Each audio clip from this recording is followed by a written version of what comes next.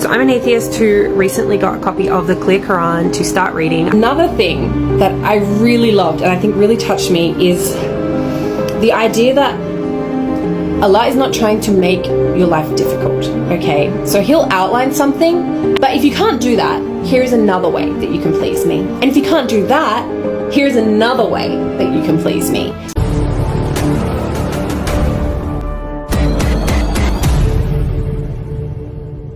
Assalamualaikum warahmatullahi wabarakatuh. Sahabat seiman, Islam bisa datang kepada siapa saja, kapan saja, dan melalui apa saja.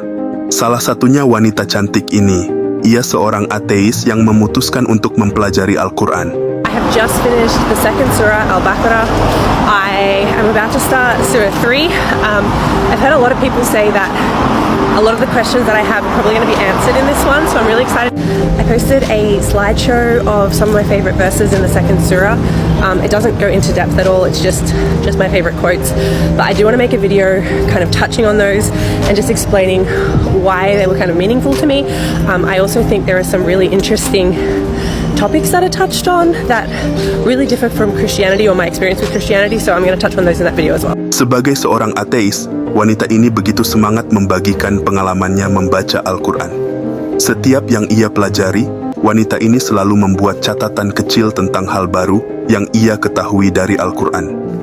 So I'm an atheist who recently got a copy of the clear Quran to start reading. I was really inspired by the Palestinian people's resistance, and I just wanted to know, what is it about their faith that makes them so steadfast?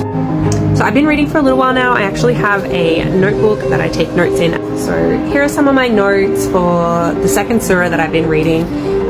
Wanita cantik ini, dulunya ia pernah mempelajari agama Kristen. Namun ia mendapati banyak pertanyaan yang tak terjawab dalam agama tersebut. A little bit of background information. I'm an atheist. I actually did 13 years of religious schooling. I went to a Christian school, and I credit my Christian schooling with making me an atheist. I don't know, I had so many questions that nobody seemed to be able to answer for me. I found it really confusing. There were a lot of things that I just didn't understand about Christianity, and my experience with the Christian people that were surrounding me at the time was just not a very positive one. So I feel like that really pushed me away from religion, and I've been an atheist for a very long time now. Sementara dalam Al-Qur'an, semua hal mendasar diterangkan dengan jelas. Lantas wanita cantik ini sadar bahwa tidak ada konsep dosa asal. Kita tidak mewariskan dosa Adam dan Hawa. Kita semua dilahirkan dengan keadaan suci. About some of the stuff that I learned in the second surah of the Quran, Al-Baqarah. So something I noticed straight away, and it's a theme that is heavily repeated in this surah, is the idea that Allah is extremely forgiving and extremely merciful. And we see this really early on with Adam and Eve. So the story is very similar to that one that is portrayed in the Christian Bible. So this is from verse 35, and it says, "We cautioned, O Adam, live with your wife in paradise and eat as freely as you please, but do not approach this tree or else you will be wrongdoers." So similar storylines, don't eat the fruit from this tree. Satan comes along, and what does he do? He deceives them, he tricks them into eating. But Satan deceived them, leading them to their fall from the blissful state they were in. And we said, descend from the heavens to the earth as enemies of each other. You will find that on the earth are residence and provisions for your appointed stay. And then we get to the good bit. It says, then Adam was inspired with words of prayer by his Lord. So he accepted his repentance. Surely he is the acceptor of repentance, most merciful. Adam and Eve sinned. They sinned, they were sent down from heaven to go live in earth, but they sought forgiveness, and Allah forgave them.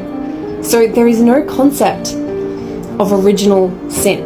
We don't inherit the sin of Adam and Eve.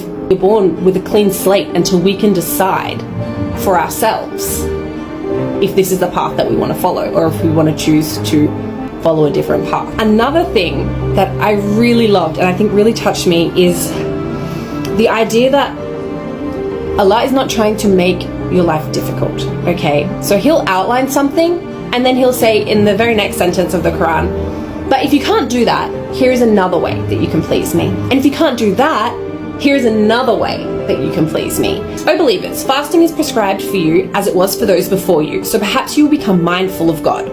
Fast a prescribed number of days, but whoever of you is ill or on a journey, then let them fast an equal number of days after Ramadan. For those of you who can only fast with extreme difficulty, compensation can be made by feeding a needy person for every day not fasted. So there are several options there. If you can't fast immediately, fast later. And if you can't fast at all, then you can feed a needy person. He has only forbidden you to eat carrion, blood, swine, and what is slaughtered in the name of any other than God. But if someone is compelled by necessity, neither driven by desire nor exceeding immediate need, they will not be sinful. Surely God is all-forgiving, most merciful. One last one. So this is about completing pilgrimage rituals. It's 196, and it says, complete the pilgrimage and minor pilgrimage for God. But if prevented from proceeding, then offer whatever sacrificial animals you can afford, and do not shave your heads until the sacrificial animal reaches its destination. But if any of you is ill or has a scalp ailment requiring shaving, then compensate by either fasting, charity, or a sacrificial offering. Whoever cannot afford that offering, let them fast 3 days during the pilgrimage and then 7 days after returning home. So he just keeps giving you options, right? Like, you know, do this thing to please me, and if you can't do it or you're unable to do it right now, do it later. Or if you can't do it at all, do something else. Like, I'm giving you options. And I think this actually really ties into one of the last verses. I think it's actually the very last one. And it says, yeah, it is 286. Allah does not require of any soul more than what it can afford. I think that's just so beautiful.